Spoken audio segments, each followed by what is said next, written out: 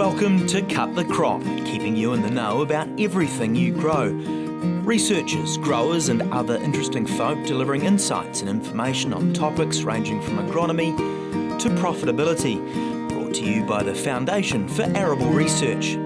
Hello and welcome to Cut the Crop. I'm your guest host, Anna Heslop, and today I'm talking to FAR CEO and regular host, Alison Stewart, and we're going to be talking about biosecurity and the arable industry.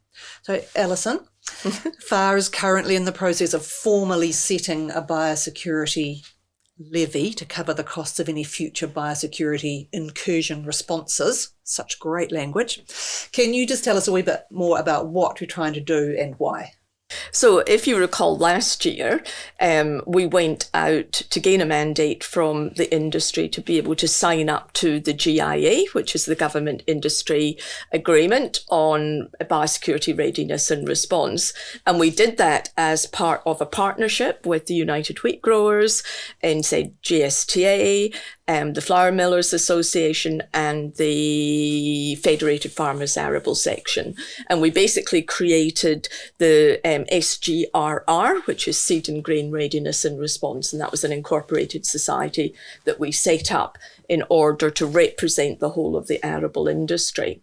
So when we did that last year, we went out with a fairly substantive document that explained all of the reasons why we wanted to sign up to the GIA and the pros and cons, the benefits, but the potential risks. And we received a mandate from the growers to sign up to the GIA, which we did in June 2020.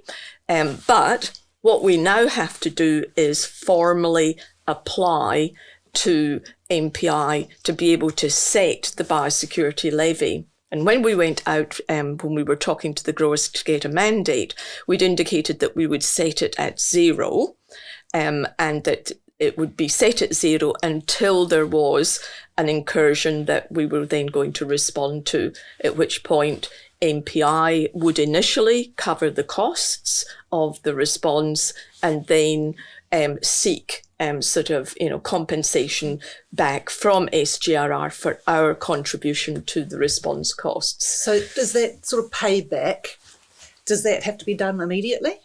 So we're allowed up to 10 years to be able to pay that back. And now obviously we may choose to pay it back much sooner. It really just depends on the amount of money. So what we're doing now is we're going back out and doing not as an extensive consultation as we did last year, because we've already basically been given approval to do it. We're just making sure that everyone is still comfortable that we're going to set the biosecurity levy at zero until there is a response that we would be expected to be part of, and remind also people that the way in which we're going to capture that levy and pay for that response is based on different categories of crops. So obviously, arable has got potentially up to 40 different crops, and we needed a way of being able to manage that. We can't have, different levy and different process for every different crop. So we basically created 4 categories: cereals, maize, non-forage seed and forage seed.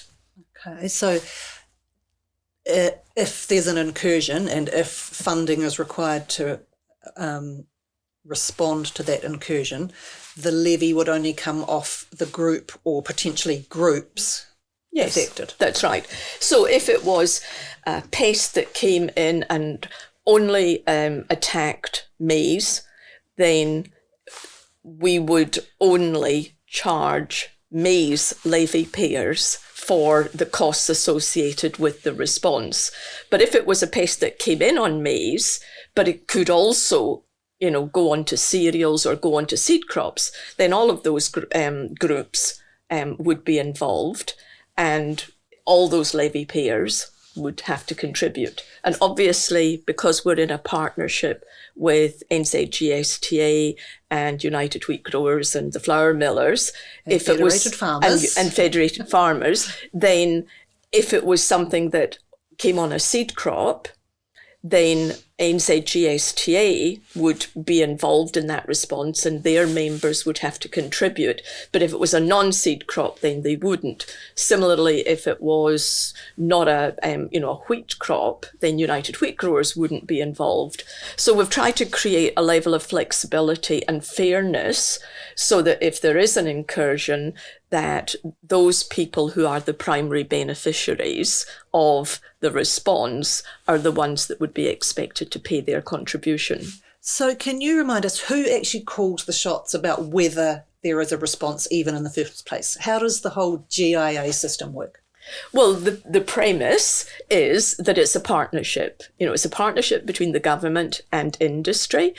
In the past, when we weren't signed up to GIA, if there was an incursion, then MPI would evaluate it and they would make the decisions about, whether there was a response or whether it went to long-term management. And we might be consulted to provide technical input, but we wouldn't be part of the decision-making process. Whereas now it's a partnership, and all those people that that the incursion is relevant to them, they sit round the table, and then they will evaluate all of the information that's available on the potential risk, the cost of being able to eradicate it versus just manage it. And we would then collectively come to a decision about whether we would go formal and enact a formal response, which would then enact the biosecurity levy. And for example, it could be, a pest coming into a forage crop.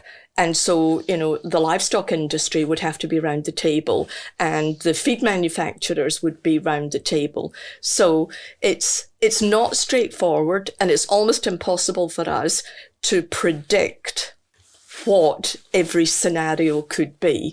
So we're relying on, I guess, the partnership between MPI and the relevant industries to make it work. Mm-hmm. And so far, we haven't had any major incursions that have been of primary relevance to us, but we have been brought into some more lower priority incursions, and we've seen the way in which the GIA partnership is working. And I certainly feel quite comfortable that the industries are being listened to and that they are a true partner in the decision-making process. Okay. So at the moment, FAR's running, it's every April, it has a series of meetings around the country with all the regional groups, the arable research groups, 7 of them. And this formal signing off proposal is going to each of those 7 groups. Yeah, representing their growers. That's right. So last year when we did our consultation, it was much wider. We did all sorts of different consultation things, online surveys and whatever. Given the fact that we're not really asking to do anything that we haven't already got permission to do, we're really just using the ARGs as the means by which we can get that final tick on the box. Okay. And so we're going out with 2 formal recommendations, one around setting the biosecurity levy at 0, and one that the levy would only be taken from the crop grouping that was impacted. And obviously NZGSTA and United Wheat Growers and the others involved in SGRR, they're all doing a similar relatively small level of consultation.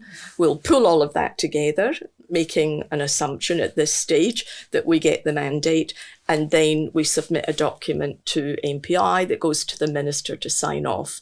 And that is us eventually managed to work through this whole process. I mean, we've been having discussions about GIA for 7 years. Yeah, it's a long time. But since before your time. Absolutely. And so in some ways, I mean, I'm fortunate that I've come in when it's all just being finalised. Starting to happen.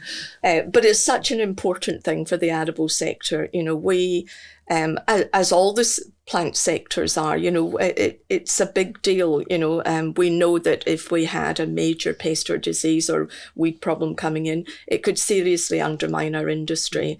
And so biosecurity is always at the top of the list. Okay. Well, thank you. And thanks everybody for listening. And remember, if you see anything, weed, pest, disease, anything that looks a bit dodgy, a bit different that you haven't seen before, that could be an incursion. And that's when we want you to call the MPI Biosecurity hotline, 0800. I should know this number off by heart. I've written it so many times, but I'm going to check. 0800 809966. And in the meantime, have a great day on the farm. Thanks for tuning in to Cut the Crop, presented to you by FAR.